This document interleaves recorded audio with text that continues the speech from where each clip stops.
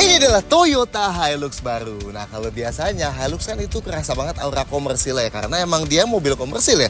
Ada baka di belakang, jadi dia pickup double cabin gitu. Nah, tapi di generasi yang baru ini kalau kalian masuk interiornya itu kerasa jauh banget lebih mewah dibanding Hilux-Hilux sebelumnya. Dan bahkan fiturnya juga sekarang jadi jauh lebih canggih. Nah, buat detailnya seperti 10 dari Toyota Hilux baru.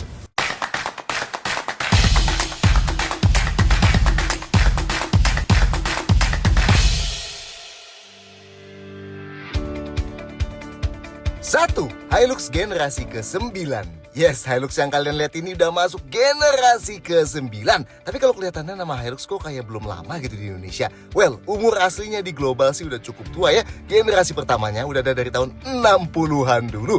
Cuman emang di Indonesia sebelum tahun 2000-an, pasar pickup Toyota ini diisinya sama kijang pickup ya di masanya. Nah, di tahun 2006 baru deh Hilux pertama kali masuk ke Indonesia. Dan langsung generasi ke-7 ya, yang dikala itu juga pengenalan platform IMV yang sharing antara Innova, Fortuner, dan Hilux. Dan itu masih dilanjutin ya sampai generasi ke-9-nya ini. So, Fortuner generasi selanjutnya gimana? Ya, kemungkinan besar luar dalam bakal terinspirasi berat dari Hilux ini juga ya.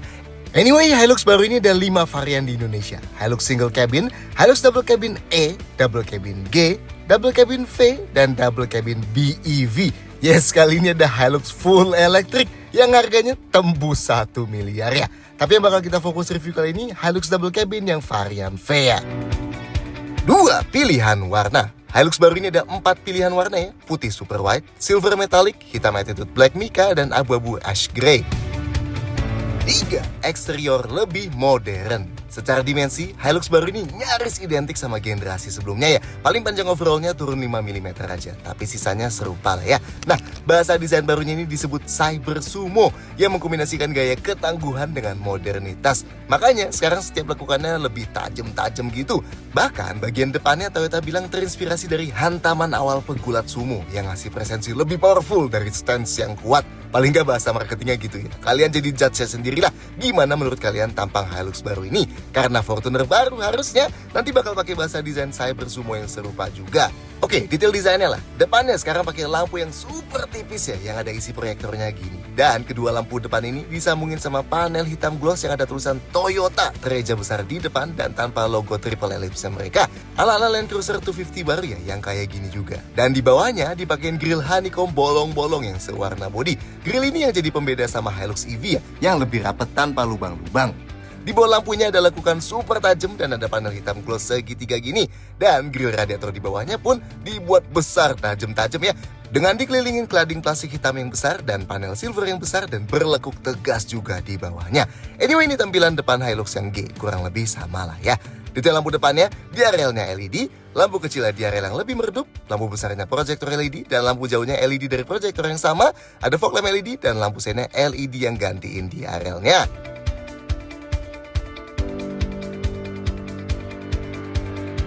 Sampingnya, nah meskipun beberapa bagian kayak pintu dan lekukan pilar C kacanya masih kental banget sama Hilux yang lama, tapi paling gak kebanyakan bagian lain ikutin desain tajam-tajam barunya ya. Paling kelihatan sih bawahnya. Akhirnya, Hilux ikut tren pakein cladding plastik hitam ke bawahnya. Dan yang di fender depan dan fender belakang dibuat trapezoidal berlekuk tegas dan menonjol keluar gini ya. So, overall kesan lebih gagahnya pun dapet ya dari samping. Velgnya varian V 18 inci two-tone gini ya. Dan ini dipakein ban all-terrain 265/60R18. Unit yang kita videoin sih pakai Dunlop Grand Trek AT ya. Sedangkan varian G dan E pakai velg 17 inci warna hitam gini. Sama ya, pakai ban all-terrain juga 265/65R17 ya. Dan pakai ban Bridgestone Dweller AT. Side stepnya juga baru nih ya. Sama, ini pun bentuknya lebih tajam-tajam dibanding side step Hilux sebelumnya. Di bagian paling belakang kelihatan kan tuh ada lubang tapakan kakinya sekarang. Nah, handle pintunya yang ada panel ala karbon ini dan yang di cover spionnya ini sebenarnya aksesoris resmi Toyota aja ya, atau TCO, Toyota Customization Option. Aslinya sih kayak di varian G gini, polos aja. Pilar B-nya dibuat hitam doff dan ada sirip-sirip aerodinamika kecil di pilar A-nya. Belakangnya, yes sama. Bagian sini juga sekarang lekukannya dibuat lebih tegas-tegas. Jadi senada nih ya, depan depan, samping, dan belakang. Nah, sekarang tereja Toyota gede juga tuh di tengah ya, yang di D-Boss gitu. So, bukan pakai tulisan Toyota kecil di pinggir lagi kayak sebelumnya. Nama Hilux terintegrasi di handle pintunya, yang sekaligus terintegrasi juga sama High-mount stop lamp-nya juga. Lebih thoughtful sih ya menurut kita desainnya overall. Lampunya pun lebih tajam-tajam dan dikombinasikan sama beberapa panel hitam gloss juga ya. Nah, paling kentara sih bumper bawahnya. Jadi sangar gitu ya, hitam doff semua dan lekukannya tegas-tegas banget. Dan dibuat napaknya dikasih motif-motif gini nih biar nggak licin ya. Oke lah, sedangkan knalpotnya ngumpet di kanan bawah ya. Detail lampu belakangnya, lampu malamnya LED, lampu remnya LED yang terpisah ya bagian atas saja. Dan ada High-mount stop lamp di atas handlebagnya, lampu seinnya halogen, dan ada fog lamp LED di sebelah kanan, dan lampu mundurnya LED di sebelah kiri.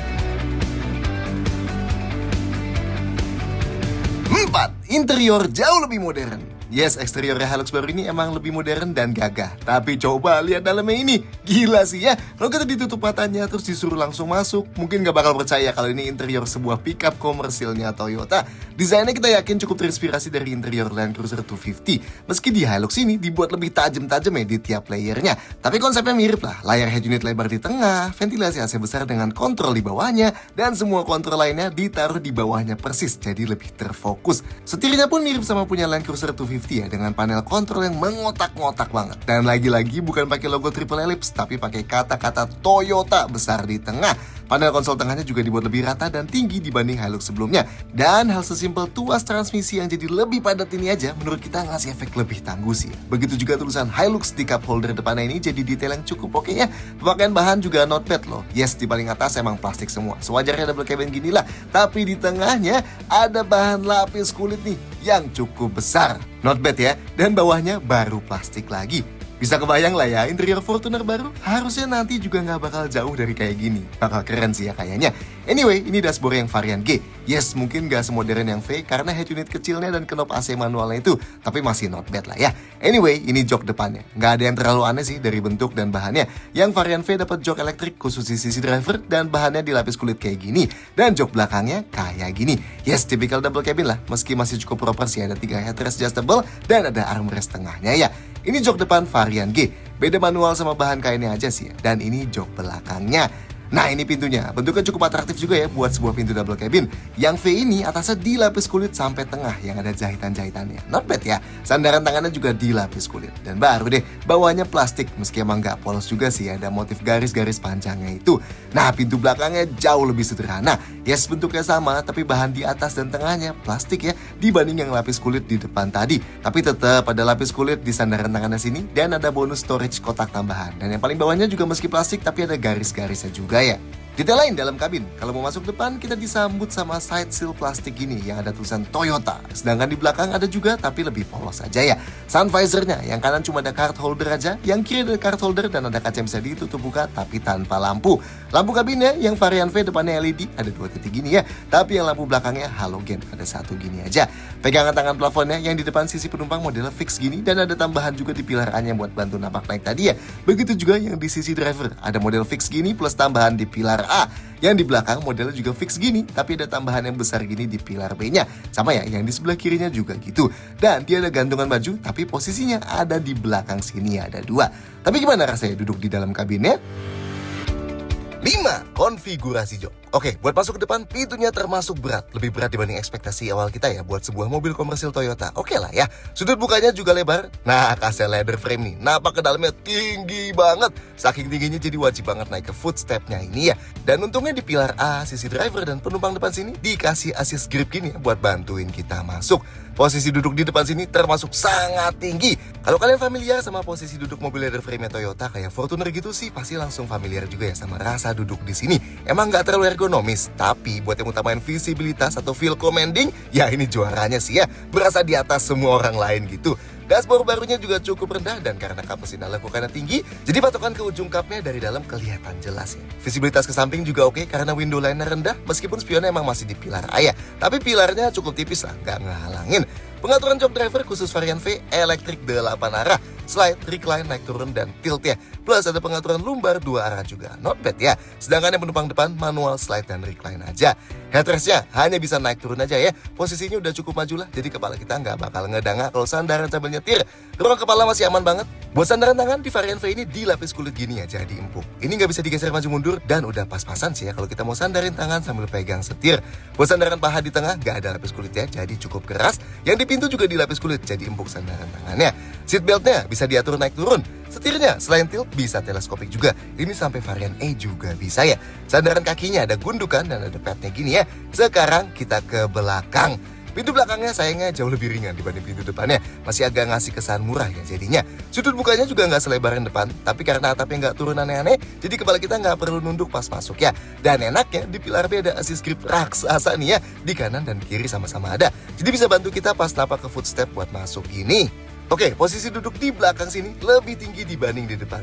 Jarak jok ke lantainya nggak setinggi ekspektasi kita buat sebuah mobil non-listrik dan non-hybrid ya. Sudut paha kita masih agak naik tuh ya.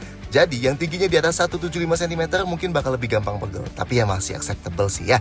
Jok ini nggak bisa digeser maju mundur. Dan ruang kakinya meskipun aman tapi nggak sampai luas ya. Cukup aja lah. Ruang gerak sepatunya cenderung terbatas banget kalau jok depannya kita buat paling turun. Tapi kalau di posisi penumpang yang jok depannya nggak bisa dinaik turunin sih masih aman banget tuh ya ruang gerak sepatunya. Headrestnya adjustable tiga-tiganya ya. Meski yang kiri kanan minim sih ya naiknya. Tapi bisa jadi sandaran gini paling nggak. Nah kayak kebanyakan double cabin, sudut terbahan jok belakang ini fix ya. Dan emang cenderung sangat tegak ya. So kalau mau bawa penumpang dengan nyaman jelas harus pilih SUV ya dibanding double cabin gini. Anyway, ruang kepalanya aman. Buat sandaran tangan di pintu dilapis kulit gini jadi empuk. Di tengah ada armrestnya meski dia kayak langsung jatuh gitu sih ya pasti turunin. Tapi bisa lah buat santai gini. Oke, kalau mau duduk bertiga, sebenarnya buat napak ke tengahnya cukup kehalangan sama konsol tengah ini yang mundur banget ya posisinya. Tapi bawahnya dikasih cekokan lubang gini, jadi kaki kita bisa lewat nih.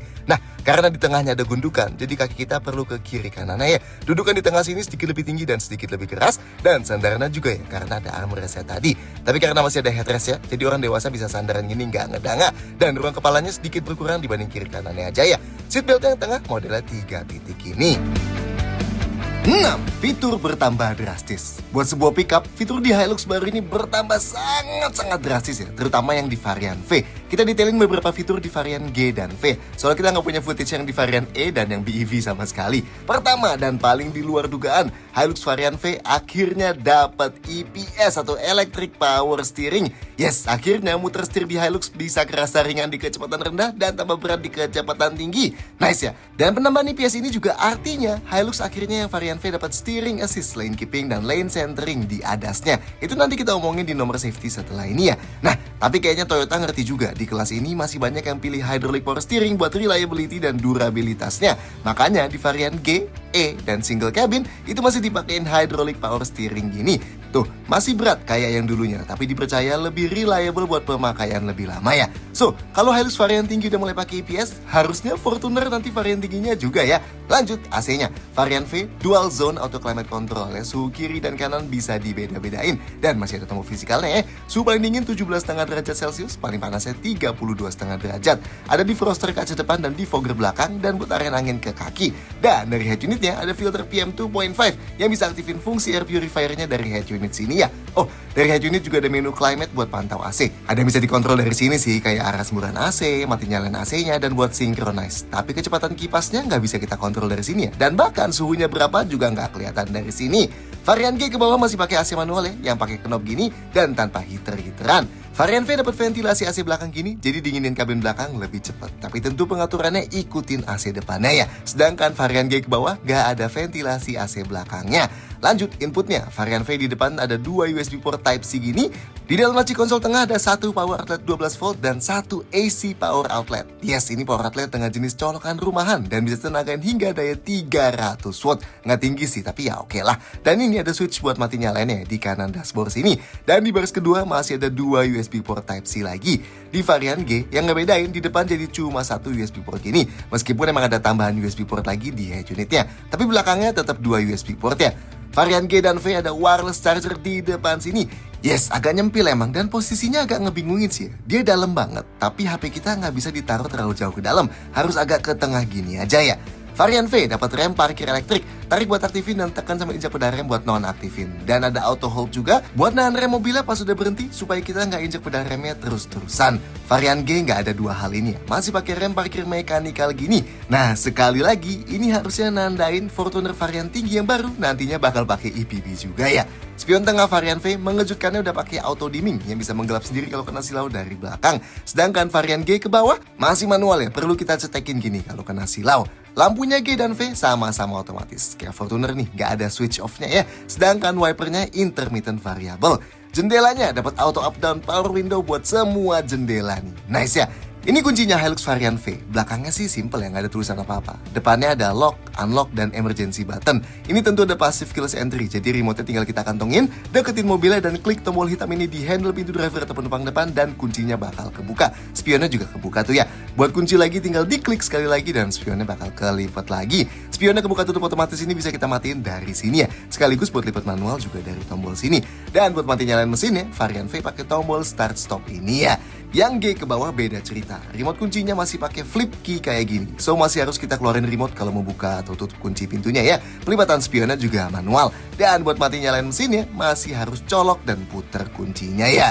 Laci dashboard yang atas ada bypass AC-nya ya. Kalau kita buka nanti bisa dinginin apapun yang ditaruh di dalam sini. Tombol di setirnya, yang kiri ada buat atur MID, teleponi, volume, dan voice command. Yang kanan ada buat atur track, adaptive cruise, dan lane centering. Sedangkan varian G, meskipun tombol sebelah kirinya sama, tapi sebelah kanannya lebih simpel gini ya, karena nggak ada adaptive cruise-nya.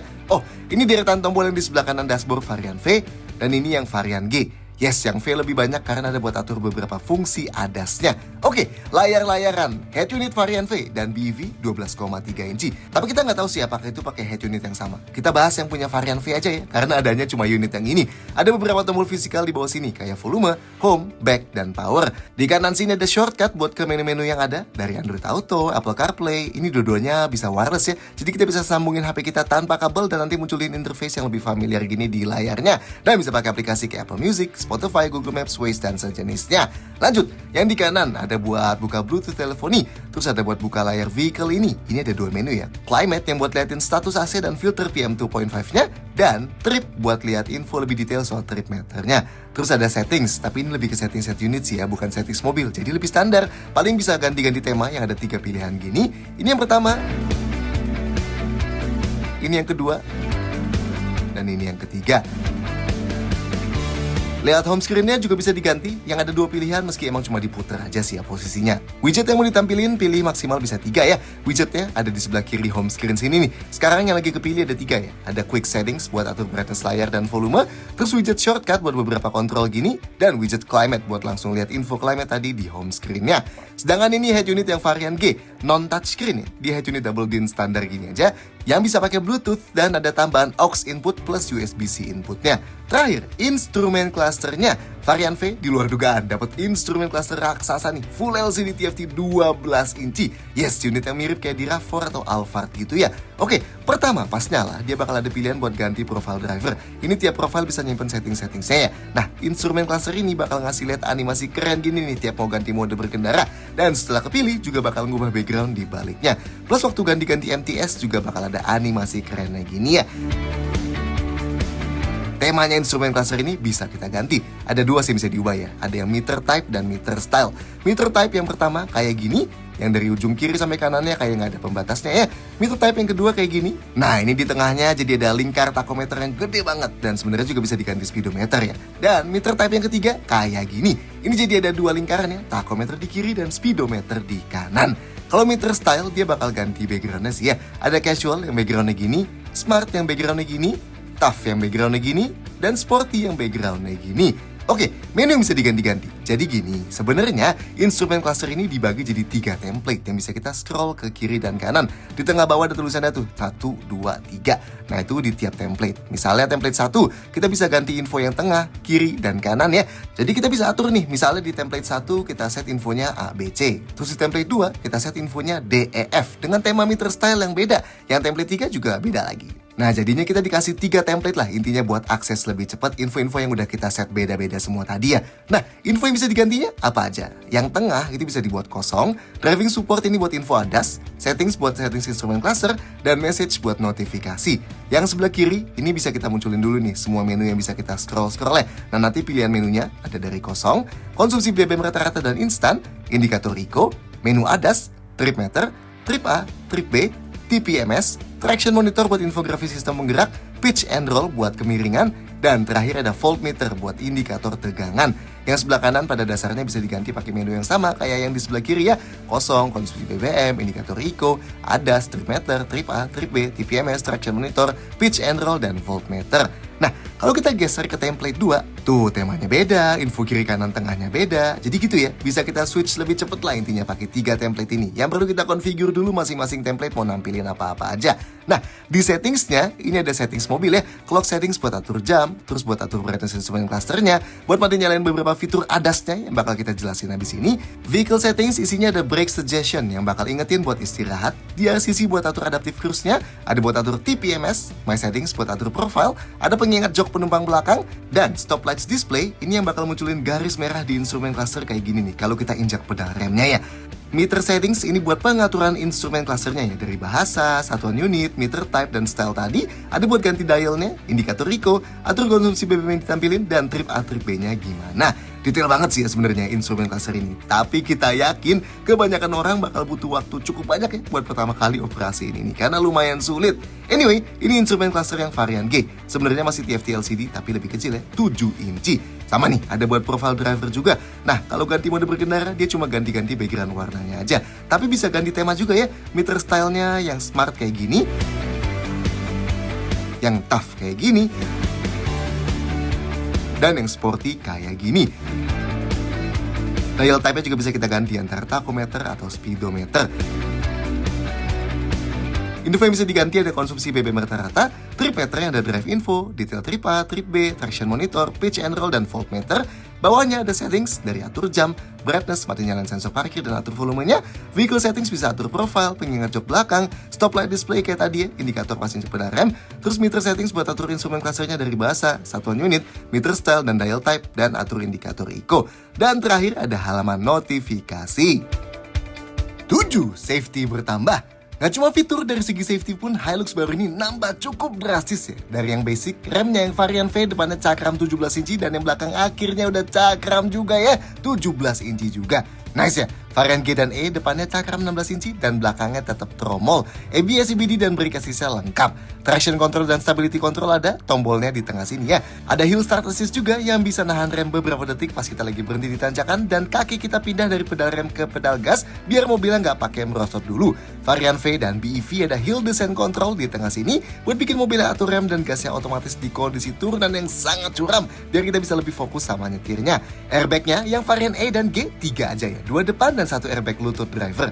Yang V dan BEV 7 ya, 2 airbag depan plus lutut driver tadi, 2 airbag samping yang ada di sisi samping luar jok depan, dan 2 airbag pilar yang memanjang.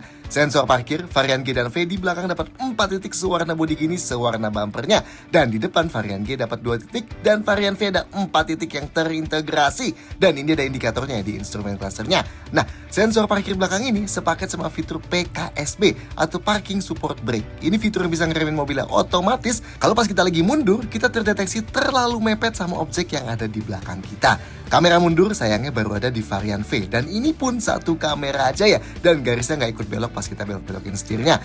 Ada APAR atau alat pemadam api ringan, dan jok belakang ada dudukan ISOFIX buat pasang jok bayi dengan lebih gampang. Oh, dan ada TCO atau aksesoris tambahan berupa dashcam ini ya. Nah, khusus varian V dan BEV sama-sama dapat fitur ADAS atau di Toyota disebutnya TSS alias Toyota Safety Sense. TSS yang 3.0 nih ya, alias yang baru. Manfaatin kamera di balik spion tengah sini, radar di depan sini, dan 2 radar yang sembunyi di balik kiri kanan bumper belakang. Pertama, ada PCS atau Pre-Collision System yang bisa kasih peringatan kalau ada kemungkinan nabrak depan dan bisa ngeremehin otomatis. Ada LDA atau Lane Departure Alert yang bisa kasih peringatan dan koreksi setir kalau terdeteksi mau keluar lajur tanpa kasih lampu sen. Ada LTA atau Lane Tracing Assist yang bisa bikin setirnya gerak terus supaya mobilnya selalu ada di tengah-tengah lajur, yang artinya kita bisa lepas tangan buat beberapa saat. Nah, fitur yang ini dulunya nggak bisa nih kalau Hilux masih pakai hydraulic power steering, karena sekarang yang V dan BV udah EPS, jadi bisa ya. Nice lah. Ada DRCC atau Dynamic Radar Cruise Control alias Adaptive Cruise Control. Ini bisa bikin mobilnya jaga kecepatan sambil jaga jarak sama mobil di depan kita tanpa kita perlu injak pedal gas dan pedal remnya ya. Jadi kalau mobil di depan memelan, kita bakal memelan juga. Dan kalau mobil depan mengencang lagi, kita juga bakal otomatis mengencang lagi sampai batas kecepatan yang udah kita set tadi. Ada Blind Spot Monitoring yang bisa nyalain peringatan di spion ini kalau terdeteksi ada objek di titik buta 3/4 belakang kiri atau belakang kanan. Dan bakal berkedip kalau kita tetap kasih lampu sen ke arah itu. Ada Rear Cross Traffic Alert yang bakal kasih peringatan kalau pas kita lagi mundur ada objek mendekat dari belakang kiri atau kanan. Dan ada Auto High Beam yang bisa otomatis nyalain lampu jauh kalau dibutuhkan. 8. Bagasi dan storage. Well, bagian ini kurang cocok disebut bagasi sih ya di double cabin gini. Cocoknya disebut bak. Pintu ini kuncinya nggak tersambung sama passive keyless entry-nya, tapi dia nyambung sama anak kunci manualnya ya.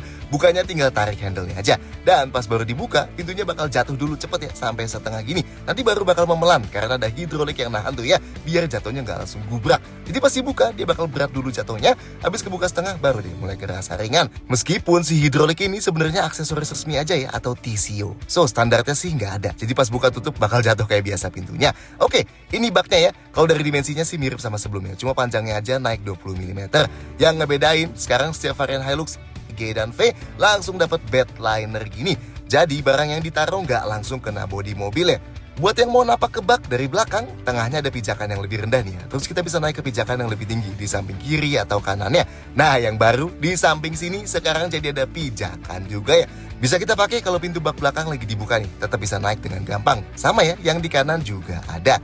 Di dalam bed linernya ada 4 anchor point gini, dan di dekat kacanya ada bar besi pelindung kacanya ya.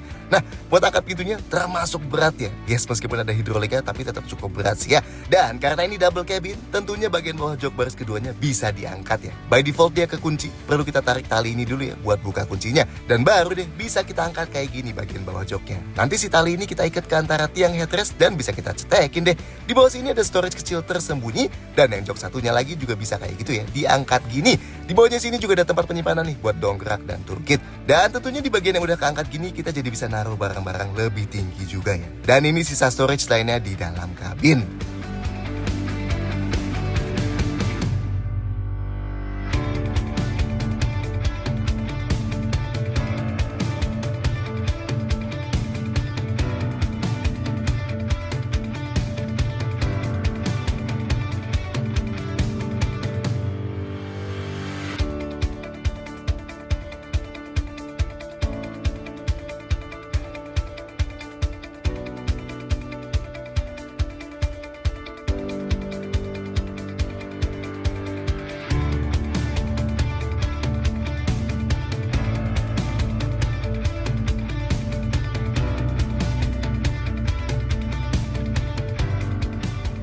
Sembilan, mesin dan transmisi. Mesinnya Hilux akhirnya naik kasta, ikutin Fortuner ya. Tetap diesel kayak sebelumnya, tapi ganti mesinnya dari 2 GD FTV 2400 cc sebelumnya, sekarang jadi 1 GD FTV 2800 cc. Tentunya tetap ada VNT atau Variable Nozzle Turbocharger dengan intercooler. Tenaganya di ketiga varian sama-sama 201 HP atau 204 PS, yang termasuk sangat besar ya buat sebuah double cabin gini di Indonesia. Sedangkan torsinya tergantung di varian apa nih. Kalau di varian E dan G yang cuma tersedia dengan transmisi manual, torsinya 420 Nm. Sedangkan di varian V yang hanya tersedia dengan transmisi otomatis, torsinya 500 Nm. Nice ya. Transmisinya yang E dan G manual 6 percepatan. Nah, kalau cari gigi mundurnya alias gigi R, dia ada di pojok kiri atas ya. Kita geser kiri dulu dari netral, habis itu dorong lebih ke kiri lagi, baru dia naikin ke atas. Yang V, transmisinya otomatis 6 percepatan. Ini bisa kita naik turunin giginya secara manual dengan naik turunin tuas transmisinya gini habis digeser. Kayak sebelumnya, Hilux ini part-time 4-wheel drive alias kita bisa ganti dari penggerak belakang ke penggerak 4 roda. Nah, metode buat gantinya baru nih ya. Jadi pakai switch kecil gini nih sekarang. Dan di varian V dan G sama-sama kayak gini ya. 2H ini kita pakai buat di mayoritas kondisi jalan halus dengan kecepatan tinggi karena dia hanya penggerak roda belakang aja. Kalau dikebawahin, nah 4H ini buat di jalanan lebih rusak atau traksi lebih minim, tapi kalau masih butuh kecepatan cukup tinggi karena udah pakai penggerak 4 roda. Dan kalau mau dikebawahin lagi, perlu ditekan dulu nih ya tuasnya, baru deh kita turunin. Nah 4L ini kita pakai buat di jalanan sangat-sangat rusak atau tanjakan sangat curam. Karena selain pakai penggerak 4 roda, ini juga pakai gigi low range ya. So, hanya bisa dipakai di kecepatan yang sangat rendah aja. Ada buat kunci diferensial belakang juga nih, atau rear deflock kalau pengen bikin roda belakang kiri dan kanan geraknya sama. Nah, yang baru banget mode berkendaranya. Varian G ada 3 mode berkendara yang bisa diganti dengan klik tombol di tengah sini ya. Ada Eco, Normal, dan Sport. Nah, varian V canggih nih. Di tengah sini beda ya, ada 2 tombol dan 1 knob. Yang kanan tombolnya tulisannya Drive Mode, ini buat ganti mode berkendara yang biasa ya.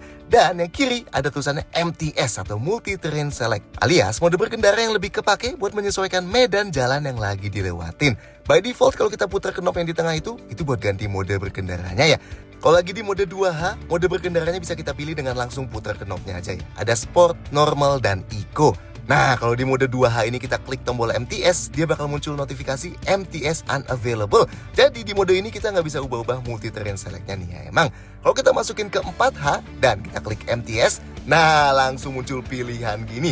Ini tinggal kita putar-putar aja pakai knob yang di tengah tadi ya. Pilihannya ada Auto, Dirt buat jalan kerikil, Sand buat jalanan pasir, Mud buat jalanan berlumpur, dan Deep Snow buat jalanan bersalju. Dan ini kalau kita klik yang tombol Drive Mode lagi, knobnya bakal balik lagi fungsinya buat atur mode berkendara Sport, Normal, Eco tadi ya. Di mode 4L, kalau kita klik MTS, dia jenis medannya beda lagi nih. Ada Auto, Sand, Mud, dan sekarang ada Rock atau buat lewatin jalan bebatuan. Nice ya. Nah, di luar mesinnya kayak yang kita jelasin di fitur tadi, buat pertama kalinya sejak Hilux diperkenalkan, akhirnya Hilux pakai EPS atau Electric Power Steering. Yes, jadi muter-muter steeringnya sekarang jadi lebih ringan pas di kecepatan rendah dan bakal tambah berat pas jalan lebih kenceng ya. Tapi ini khusus Hilux V aja ya. Yang G ke bawah masih pakai Hydraulic Power Steering kayak sebelumnya. Oh, dan Hilux generasi ke-9 ini tetap pakai platform yang sama kayak sebelumnya ya. Tapi dapat beberapa improvement yang diklaim menambah kenyamanan, rigiditas, dan performa seandainya terjadi tabrakan. Misalnya, engine mounting baru dan cabin mount jenis baru buat mengurangi getaran dan bikin lebih nyaman. Ketebalan tower suspensi depan juga ditambah buat akomodasi EPS barunya.